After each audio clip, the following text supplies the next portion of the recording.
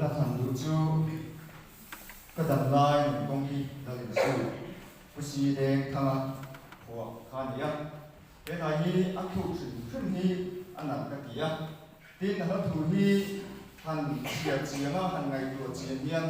cái nương công lâu ban tàu đàn này viên anh em mày anh em mày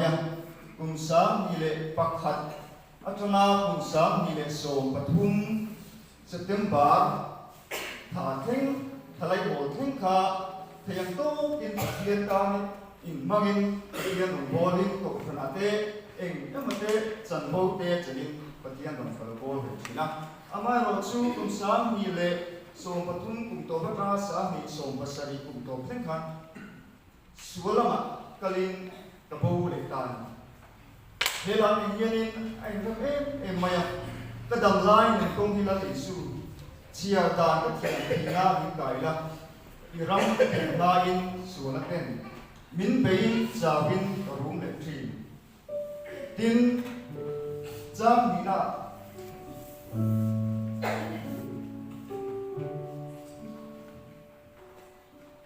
bay đông lệ lung ngay cầu bin ít hara bin ít hara bin chắc lâu lệ cũng hara cầu bin mình thầm muốn mình bị hại béo, thằng nào giờ cái này nè chắc là bị chèn tu, cái phôi cái rồng pan chân ba, số này, khang hôm nay song phát hiện cái bầu sân không, song cái lâu sau lại phát hiện cái trang sẽ lông lập tay nó tụi mình đi cái gì đó, chú bạn phát hiện pan mấy, lâu mấy gì vậy, khang hôm nay phát hiện cái này gì vậy? Sami le song pasai kana sami song patung kum to na sami song pasai khen pathian na ngai che ka ru ko har sia te kana na ko har sia te ka ngai to se wa chung hi lai kana ne hen lo te ni ka se wa le chu ba ba chang thung na tu kan ring tu nun ne hen en ran ti ka en ka fria ko ver mo ne te lo bul ma se la kan ti ya thế có khi là tôi này hiền chẳng cả nó thế nông sản thì sáng thế còn sẽ hiền mà và sẽ là tình xua đến tu ta chú